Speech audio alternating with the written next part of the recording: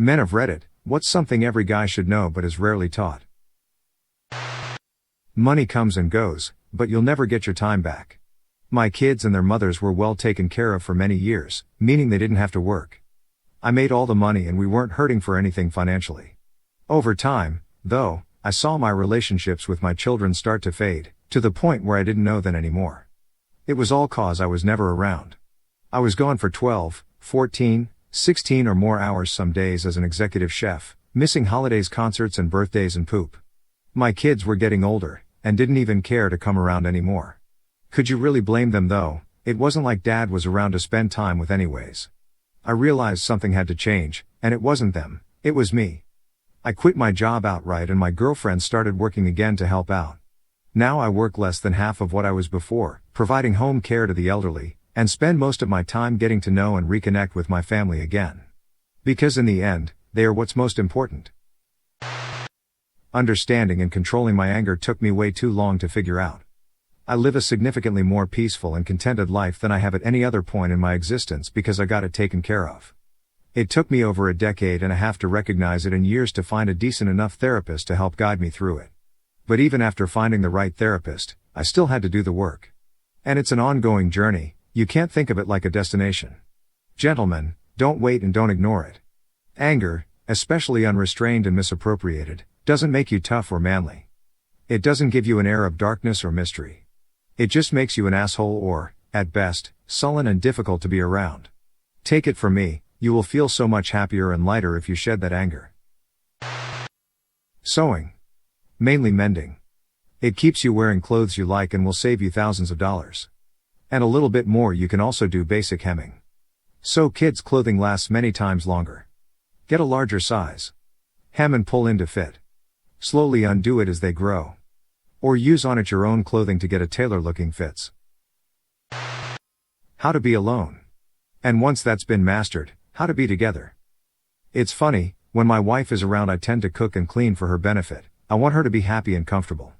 But when she's away I let things fall apart, and then I scramble to put things back together before she returns. Recently I've had a few extended periods of being alone due to my wife taking care of a sick family member, and it became clear to me that I couldn't keep treating myself this way. So I began cooking myself nice meals and keeping everything tidy for my own benefit. And the strangest thing happened. I started to feel cared for. The way I would feel when, say, my mom or grandmother would look after me is how I felt when I took care of myself. Loved. It's this warm feeling of peace and confidence that is new to me. It never occurred to me that to love myself I literally had to treat myself with love and take care of myself. Funnily enough, this has allowed me to give more love to the people I care about, especially my wife. How to cook. Not just for yourself but for other people. Knowing your way around a kitchen is an extremely valuable skill. Also, I realize the norms are changing, but as a 40-year-old coming from kind of an old-school working-class family, I can say that the only reason I learned to cook was that I paid attention and showed interest.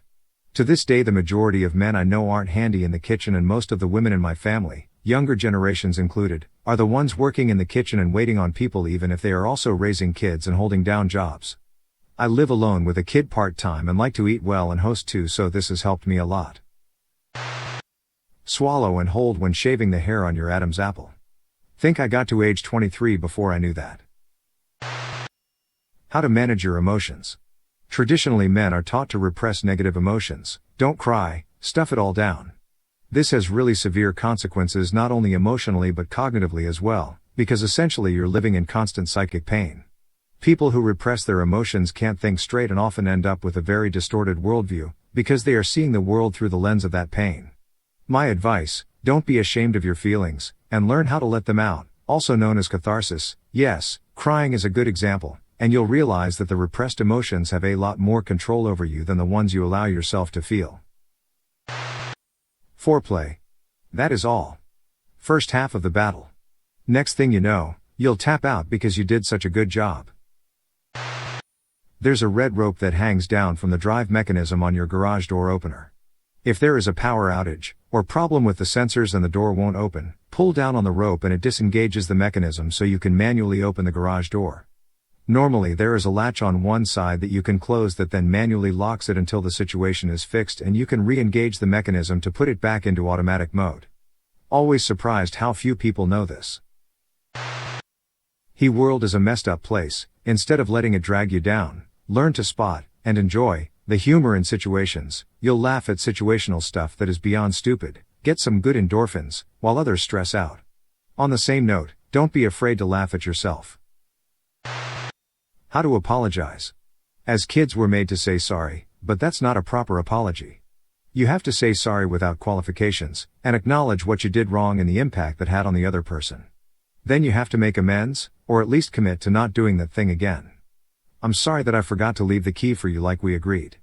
I appreciate that made you late for your appointment, and that must have been embarrassing for you. That's my fault. I've put a reminder on my phone so I won't forget in future. I'm sorry I made you late isn't an apology because it doesn't acknowledge what you actually did wrong, or the real impact on the other person. Variations on I'm sorry if you think I made you late are just insulting because it puts the blame on party you're pretend apologizing to. Just I'm sorry doesn't even cut it. It's not a magic word and it sounds like you don't know or care what happened, but just want the blame to disappear. Years ago I read some article or other on how to apologize properly and realized that I'd been doing it wrong for years. I'd have said I'm sorry for making you late, not a bad try, but it doesn't acknowledge what I actually did, or offer any assurance I won't do the same thing again. Learning how to apologize properly has been life-changing for me, and has instantly diffused lots of personal and professional scenarios that could have been a real problem. Obviously, this applies to both men and women. Women can be just as bad at apologizing. I'm a woman, but based on what I've observed with my male friends and acquaintances, how to be more discerning in romantic relationships and encounters. Men are taught by society that sleeping with a woman and/or a woman wanting them is the ultimate flex, and as a result, aren't as discerning and careful who they get involved with. Just because you're a man doesn't mean a woman can't abuse you, lie about you, or manipulate you.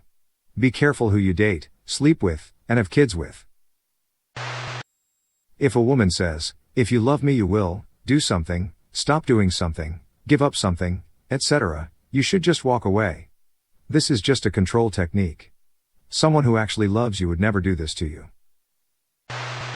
How to identify abusive relationships. We teach this to girls all the time, at school, at home, on TV, etc., but we don't really teach this to boys. Males are at as much risk of abusive and manipulative relationships as females are, but it's less talked about and it happens in different ways. If a woman rejects you, you should accept it with grace and thank them for being honest with you. If they aren't attracted to you, you're wasting your time pursuing them. There's nothing you can do to make them attracted to you. Not just guys, this applies to everyone. Everyone should learn and strive to be fully 100% independent. It doesn't matter if in your perfect life plan timeline you're seeing yourself married as soon as you leave your parents' house. You gotta be a complete and competent individual unless you're actively looking to be a burden to your so instead of being an actual partner. Be able to and have the drive to cook for yourself, keep your place clean and tidy, take control of your own finances, practice good hygiene and keep yourself presentable. Be considerate of how your actions affect your surroundings, both places and people, and take responsibility for yourself instead of expecting others to pick up after your mess. Be patient and disciplined instead of expecting instant gratification for everything. Be willing to put in the hard work necessary for both achieving your own goals and for whatever needs to be done. Be proactive, confident and assertive, but discreet. Do what needs to be done instead of waiting for anyone to tell you to do stuff because you couldn't be asked to take a look around you and use your eyes for something other than staring at the TV or computer screen. A few hours of decompressing is alright, but a few hours can't be your whole effing day. There's always stuff to be done and you ignoring it and pretending it isn't so doesn't make it go away, it only makes it worse. On that same vein, you also won't get anything from self-flagellation, just like nobody actually ever cares for virtue signaling and attention whoring.